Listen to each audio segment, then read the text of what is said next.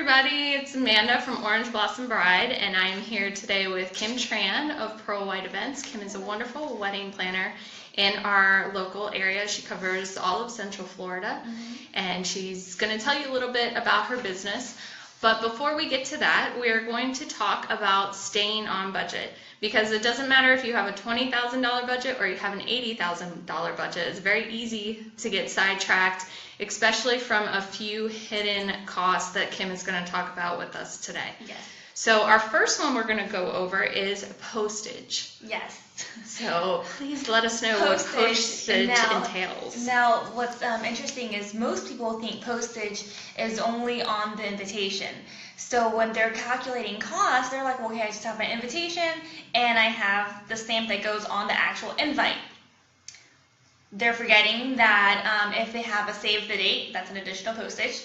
If they have an RSVP return card, that's an additional postage. And the invite itself, if it's a square shape, it's an additional postage. It's more expensive than if you're sending a rectangular invitation. And then also if it's heavier, if you have additional gems or ribbon or different things on your invite, and if it's heavier, it's not going to go just with one forever stamp. So there's a lot of different little factors that you have to think about. So in postage wise, so again, if you have your save the date, that's one, your actual invite, that's two, and then the return RSVP, that's at least three. Okay, and then right now the rates of forever stamps is 49 cents. So take that times 3, plus any additional cost if your actual invite is heavier or a different shape than what the stamp will be able to send out. Right, so we're not saying don't be creative with your invitations, but we are saying just be mindful of what that creativity could lead to. Right, absolutely. So a suggestion would be to bring your actual invite to the post office and have them weigh it for an exact cost. And that way you know, okay, if it's going to cost, I don't know, $1.20 something cents per invitation, then you know that you can purchase $1.20 something stamps at the post office. Exactly. Okay, and the second one would be your taxes, gratuities, shipping, and tips. Yes. Okay, so this is another hidden cost that, again, too, most people don't think about, and or they only think that there's taxes and gratuities for the caterer. Now, for most of the time, that is true. The caterers is the only one that have gratuity and taxes added in. But for example, if you're hiring an outside bartender, there's an additional fee for that. So they will also have their own service fees, which is in the gratuity, and then their taxes. Now, most other rental companies and everyone else too, they will have to charge you taxes. So for example, if you're renting chairs, if you're renting Chiavari chairs at $5 each, okay, I need 100 chairs, that's $500. It doesn't stop at $500. Then you also have to think about the delivery fees, and then you have to think about taxes on top of that. So there's a couple of things that you have to keep in mind. If you're working with a wedding planner, they'll be able to explain this. And or if you're not working with a wedding planner, be sure to ask the company that you're contracting with. The florist, the rental company, the bartending company, the caterers. Ask them what other fees do they have, and that way you can clearly see what you're going to be paying and all those additional fees. Exactly. So basically just ask. Yes. So you're not, when you go to pay your final balance, it's not a big surprise to you. You already have budgeted all that. Next one would be gifts. Now, are we talking about bridesmaids gifts? What type of gifts are we talking about? Okay, so gifts. Now, you can gift your bridal party or your wedding party. Gifts can also be to your soon-to-be husband, soon-to-be wife, your partner, whoever that you want to give gifts to.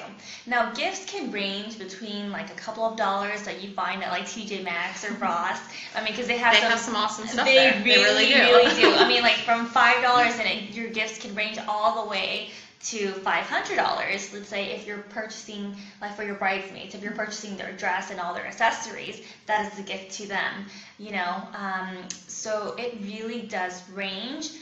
Now, most gifts I would say is probably in like the $50 mark, between 30 to 50. I think it's a great gift to be able to give someone if you're already covering against your other accessories, like their bridesmaids gowns or like their tux rental or what have you, and just in a small additional gift, like if you want to give them a pair of earrings, a necklace, a robe for them to wear.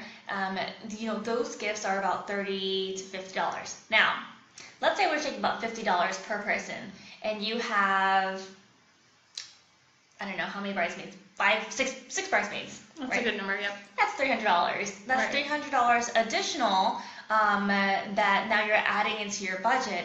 And, do you gift them a nice gift? Or that $300, maybe it could have been put towards a photo booth that you wanted.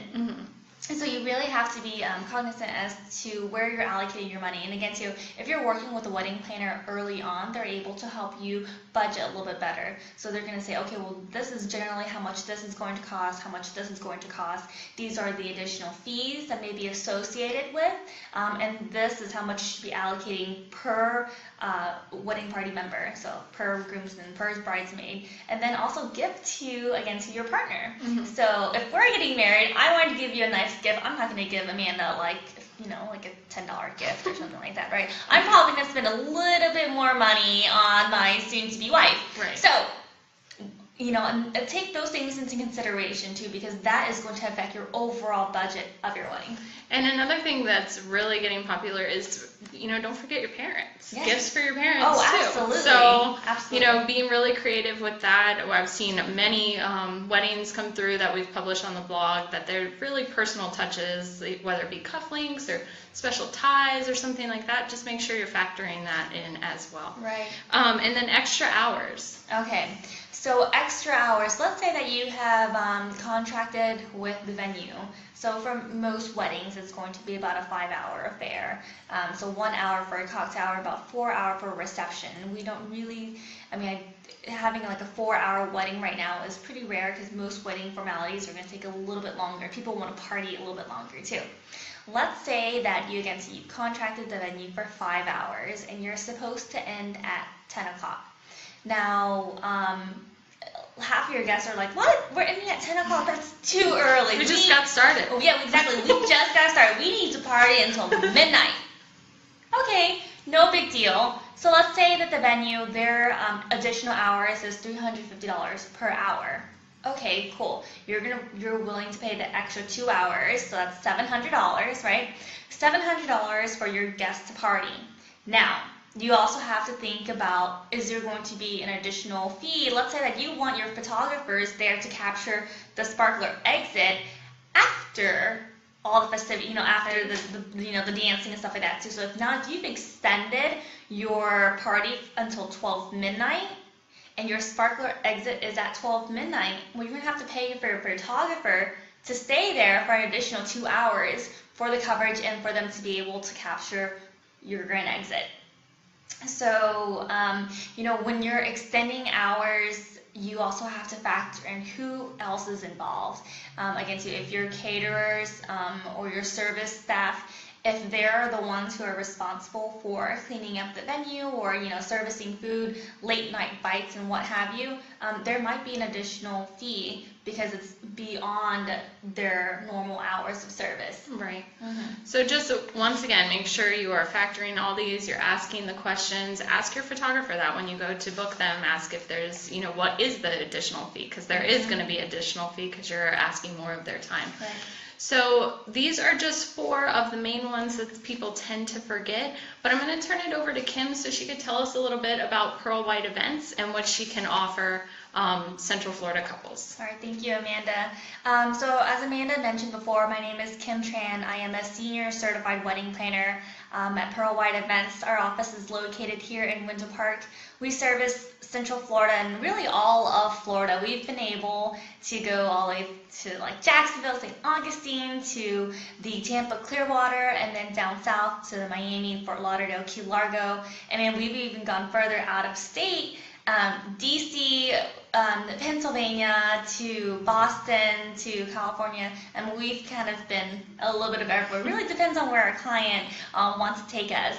Our style, it's timeless, it's classy, and it's glamorous. And so we definitely pull in a lot of the clients who kind of relate to them. When they want to look back at their wedding 20 years from now, 30 years from now, I want them to be like, man, that was the best decision. That was the best day ever.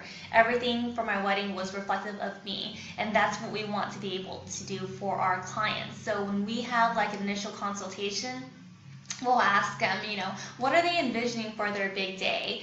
And how can we make that dream come true? And so we do this by utilizing our professional vendors. And so we have been able to connect with some of the Central Florida's best professionals, from photographers to videographers, florists, bakers, calligraphers, I mean, you name it, we have them and we know who they are. And so we're going to be able to make those recommendations to you. We'll also listen to your needs. So just tell us, these are the things I'm looking forward to. These are some of the things I may be kind of hesitant that I may need more help with. Let us know, because we'll be more than happy to be able to customize a package that will be able to fit your needs. And that way, when it's come the day of your wedding, I want you guys to sit back and relax and enjoy the wedding. Let us do all the nitty-gritty. Let us tie in all those loose ends, so that way you can truly focus on what's important, and that is the marriage and the union between you and your partner, and not about worrying about your cake topper and your candles and your flowers and your vendors. Did they arrive yet? So leave that to us. It's supposed to be stress-free. It's supposed to be a wonderful, magical day, and that's what we hope for our clients. All right. Well, thank you so much, Kim, for taking time out of your day to talk to us. And if you have any questions, please, even after the live's over, go ahead and write a comment. We'll be more than happy to address those. And we're also going to add a blog post so that you can refresh your memory of these tips. So thank you guys so much. Have a wonderful Tuesday, and we will talk to you soon. Thank you. Bye-bye.